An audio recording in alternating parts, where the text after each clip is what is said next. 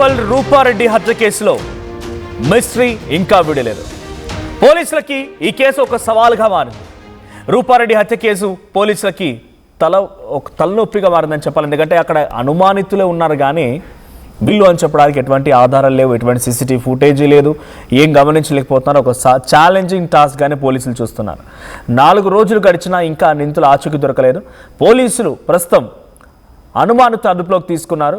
రూపారెడ్డి హత్యతో అటు కుటుంబ సభ్యులు కూడా శోకసందర్భంలో మునిగిపోయారు. పోలీసు దర్యాప్తు పైన పూర్తి నమ్మకం ఉందంటున్నారు కుటుంబ సభ్యులు. మీడియాతో మాట్లాడేందుకు కూడా రూపారెడ్డి బంధువులు ముందుకు రావడం లేదు. అంత్యక్రియలకు సైతం మీడియాకి నో ఎంట్రీ అంటున్నారు కుటుంబ సభ్యులు. ఇక హైదరాబాద్ గుర్రంగూడలోని ఇంట్లో రూపారెడ్డి అంత్యక్రియలు జరగబోతున్నాయి. కొండమల్లేపల్లిలో ఉద్రిక్తతల నేపథ్యంలో కీలక నిర్ణయం తీసుకున్నారు. అక్కడ వెళ్ళడానికి అవకాశం లేకపోవడంతో హైదరాబాద్లోని గుర్రంగూడలోనే అంత్యక్రియలు చేయబోతున్నారు. రూపారెడ్డి హత్య తర్వాత గ్రామంలో హైటెన్షన్ వాతావరణం నెలకొంది. పాత కక్షలు ఏమైనా ఉన్నాయా అనే కోణంలో పోలీసులు దర్యాప్తు చేపడుతున్నారు. తెలిసిన వాళ్లే హత్య చేశారని పోలీసులు ఒక అనుమానం వ్యక్తం చేస్తున్నారు. దానికి సంబంధించి మరిన్ని అప్డేట్స్ ప్రతినిధి నిర్మల అందిస్తారు లైవ్లో. నిర్మల, ఎటువంటి సిచ్యువేషన్ ఉంది? రూపారెడ్డి అంత్యక్రియలు జరగబోతున్నాయి. హైదరాబాద్ గుర్రంగూడలో అంత్యక్రియలు నిర్వహించబోతున్నారు. సో అటు స్వగ్రామానికి తీసుకెళ్ళలేదు, బికాజ్ అక్కడ పంచనామా జరుగుతోంది, సీజ్ చేశారు ఇల్లని చెప్తున్నారు. సో ఎటువంటి క్లారిటీ రాబోతోంది? కుటుంబ సభ్యుల అభిప్రాయం ఏంటి? అనుమానాలు వ్యక్తమవుతున్నాయి. ఎవరిపైన కుటుంబ సభ్యులు అనుమానం వ్యక్తం చేస్తున్నారా? కుటుంబ సభ్యులతో మాట్లాడే ప్రయత్నం అయితే చేశాము. కుటుంబ సభ్యులు మీడియాతో మాట్లాడడానికి సహకరించట్లేదు. ఎందుకంటే మాకు మీడియాతో ఇప్పుడే ఏం ఫర్దర్గా కూడా పోలీసుల దర్యాప్తు కొనసాగుతూ ఉంది. మాకు ఎవరెవరి మీద అనుమానాలు ఉన్నాయి ఏంటి అనే కోణంలో కూడా మేము పోలీసులకు పూర్తి ఆధారాలు కూడా సబ్మిట్ చేశాము. కాబట్టి పోలీసులు చూసుకుంటూ, కాబట్టి మేము మీడియాతో మాట్లాడే ఇది కూడా ఇప్పుడు లేము. మేము ఆ పరిస్థితుల్లో లేము. మేము ఆ పరిస్థితుల నుంచి కొంచెం మేము బయటికి రావాలి, కోలుకోవాలి. మాకు 2-3 రోజుల తర్వాత పూర్తిగా కూడా మేము మీడియాకు అన్ని వెల్లడిస్తాం, కానీ ఇప్పుడు మమ్మల్ని ఇబ్బంది పెట్టొద్దు అని చెప్పేసి కూడా చెప్తూ ఉన్నారు. అదేవిధంగా కూడా ఇక్కడ అనేటివి వనస్థలిపురంలోని ఇక్కడ గుర్రంగూడకి సంబంధించినటువంటి ఏరియాలో వాళ్ళ ఇల్లు ఉంది. కాబట్టి హరితపురి కాలనీలో ఇల్లు ఉంది. 6 సంవత్సరాలుగా ఇక్కడే నివాసం ఉంటూ ఉన్నారు. అంటే అక్కడ స్కూల్ రన్ అవుతున్నప్పటికీ మల్లెపల్లిలో వాళ్ళ ఓన్ అంటే వాళ్ళ సొంత ఊరు అయినప్పటికీ స్వగ్రామంలో సొంత ఇల్లు అన్నీ ఉన్నాయి జరిగింది. కాబట్టి అక్కడ పంచనామా పోలీసులు పూర్తి చేసి అక్కడ ఇల్లంతా కూడా క్లోజ్ చేయడం పట్ల ఇక్కడ అంత్యక్రియలు జరిపించుకుంటాము. బంధువులంతా ఇక్కడికే వస్తున్నారు కాబట్టి కొంచెం మేము అంత్యక్రియలు ప్రశాంతంగా చేయాలి అనుకుంటున్నాము.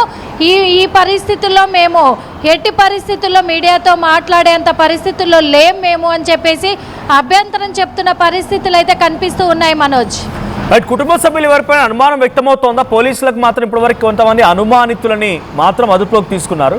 ఇంకా నిందితులకు సంబంధించి ఎవరై ఉంటారు ఏంటి అనేది మాత్రం డెఫినెట్గా అటు కుటుంబం నుంచి ఏమైనా లీడ్స్ వస్తూ ఉన్నాయా?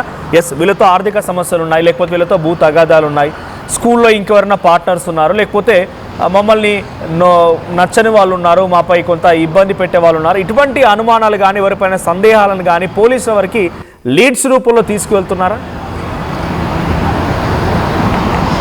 ఎస్ మనోజ్, ఖచ్చితంగా కూడా. ఎందుకంటే ఇక్కడ అడిగే ప్రయత్నం చేసినప్పటికీ కూడా వీళ్ళు ఒకటే చెప్తున్నారు, మేము ఎవరెవరి మీద అనుమానాలు ఉన్నాయో అన్ని పోలీసులకు ఇచ్చాము, వివరాలన్నీ కూడా వాళ్ళందరినీ కూడా విచారిస్తూ ఉన్నారు అని చెప్పేసి అంతకు మించి మేమేం చెప్పలేమని ఇక్కడ చెప్తూ ఉన్నారు.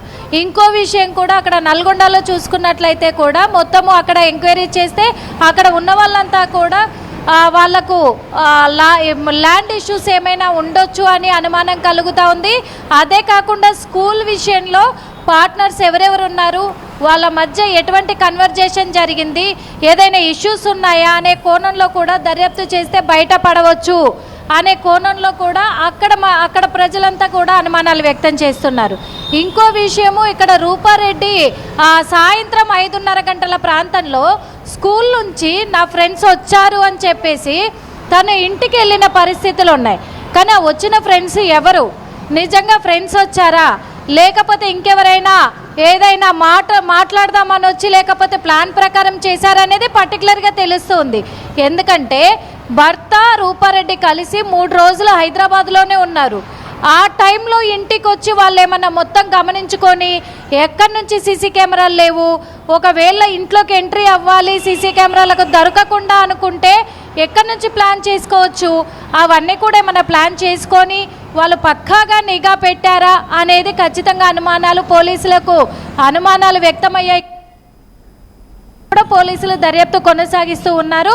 ప్రస్తుతం అయితే ఇక్కడ అంత్యక్రియల నిమిత్తము తర్వాత మళ్ళీ మల్లెపల్లి పోలీస్ స్టేషన్లో పోలీసులకు పూర్తిగా ఇటు రూపారెడ్డి భర్త కానీ పూర్తిగా వాళ్ళకి సహకరించబోతున్నారు. ఆ ఒకటే వీళ్ళు చెప్తున్న మాట, ఏదున్నా పోలీసులు చూసుకుంటారు అనే మాట అయితే చెప్తూ ఉన్నారు మనోజ్. రైట్ అంటే ఇంత పెద్ద ఎత్తున జరిగింది ఈ సంఘటన. ఒక్క రోజుల్లోనే ఒకరు వచ్చి నిజంగానే దొంగలై ఉంటే కనుక బంగారమో లేకుంటే ఇతరత్ర నగదునో లేకుంటే ఇంకో సొమ్మునో ఎత్తుకెళ్లేవారు. సో ఇది పక్కగా తెలిసిన వాళ్ళ పని అయి ఉంటుంది అనేది పోలీసు అనుమానం. కాబట్టి సో ఒక్క రోజులోనో 2 రోజుల్లోనో అనుకున్న ప్రకారంగా 1 గంటలోనో ప్లాన్ వేసి చంపేటువంటి అవకాశం ఉండదు. ఇంత పక్కగా సీసీటీవీ కెమెరాకు చిక్కకుండా ఇంత పక్కగా ఎక్కడ ఎవరికి కంటపడకుండా చేసినటువంటి పనికి చాలా పెద్దగా రెక్కి నిర్వహించే ఉండుంటారు. సో ఎవరికైనా తగాదాలు ఉండేవా కుటుంబంలో, ఎవరితోనైనా గొడవ పడేవారా? ఎప్పుడైనా రూపారెడ్డి ఈ సమస్యని భర్తకు కానీ పిల్లలకు కానీ బంధువులకు కానీ షేర్ చేసుకునే సందర్భాలు ఉన్నాయా? ఆ విషయాలన్నీ కూడా తెలుసుకోవడానికి ప్రయత్నం చేసినప్పటికీ కూడా కుటుంబ సభ్యులు కానీ ఇటు భర్త కానీ కొడుకు కానీ ఇక్కడికి వచ్చిన బంధువులు కానీ ఎవ్వరు కూడా ఎటువంటి సమాచారం కూడా తెలపడానికి ఇష్టపడట్లేదు. ఎందుకంటే మాకు ఎలాంటివి ఉన్నా మేము చూసుకుంటాం, పోలీసులు అన్నీ కూడా దర్యాప్తు చేస్తూ ఉన్నారు అని ఇదొక్కటే మాట తప్ప వాళ్ళు ఎటువంటి ఇష్టపడట్లేదు. కాకపోతే ఇక్కడ పర్టికులర్గా తెలుస్తూ ఉంది, రూపారెడ్డి ఫోను మిస్ అయిపోయింది అంటే రూపారెడ్డి ఫోన్ ఎవరు తీసుకెళ్లారు, ఆ ఫోన్ స్విచ్ ఆఫ్లో ఉంది, ఆ ఫోన్లో ఎవరి కాల్ డేటా ఉంది, ఎవరి మెసేజ్లు ఉన్నాయి, ఏం జరుగుంటుంది, ఆ ఫోన్ని బయటికి తీస్తే అన్ని వివరాలు కూడా అంటే ఆ డేటాని సేకరిస్తే పోలీసులు దాన్ని ఆధారంగా నిందితుల్ని పట్టుకునే ప్రయత్నం చేస్తూ ఉన్నారు. ఎవరు దీనికి పాల్పడి ఉంటారు, ఎందుకంటే పక్కాగా కూడా తెలిసిన వాళ్ళే అయిన వాళ్ళే అయి ఉంటారు అనేది అయితే క్లారిటీగా తెలుస్తుంది. అందుకు మరి పోలీసులు పూర్తి దర్యాప్తు చేస్తూ ఉన్నారు. ఇంకొక విషయం కూడా, వాళ్ళ సొంత స్వగ్రామంలోనైతే అంత్యక్రియలు జరగట్లేదు. ఈ ఇంటిని పంచనామా చేశారు, సీజ్ చేశారు, పోలీసులు పర్మిషన్ ఇవ్వలేదు, అందుకే ఇక్కడ చేసుకుంటున్నాము అని చెప్పేసి చెప్తూ ఉన్నారు. ఒకవేళ ఇదే కారణమేమో, అందుకే మరి మీడియాకు కూడా వాళ్ళు ఇప్పుడైతే బాధలో ఉన్నారు కాబట్టి ఏమీ చెప్పలేని పరిస్థితి అయితే ఏర్పడింది. వాళ్ళు ఏం చెప్పలేము అని కూడా చెప్పుకుంటున్న పరిస్థితి Manoj. Thank you Nirmala. So Rupa Reddy అంత్యక్రియలు జరగబోతున్నాయి హైదరాబాద్ గుర్రంగూడలో. ప్రస్తుతానికి అనుమానితుల్ని అదుపులోకి తీసుకున్నారు పోలీసులు. ఇంకా ఈ విచారణ కొనసాగుతుంది. పోలీసులకు ఒక ఛాలెంజింగ్ టాస్క్గానే మారిపోయింది. ఎటువంటి ఆధారాలు లేవు, ఎటువంటి ఒక చిన్న క్లూ కూడా లేదు. మరి నిందితుల్ని పట్టుకోవడం ఎలా అదుపులోకి తీసుకుంటారు, ఎవరై ఉంటారు అనేది మాత్రం అనుమానం వ్యక్తం అవుతుంది. కుటుంబ సభ్యుల నుంచి కూడా ఎటువంటి అనుమానాలు కానీ ఎవరిపైన సందేహాలు కానీ లేవు అన్నట్టుగా చెప్తూ ఉన్నారు. మరి ఎవరు దీని వెనుక ఉన్నారో, ఏం చేశారన్నది పోలీసుల విచారణ తెలిసే అవకాశం ఉంది.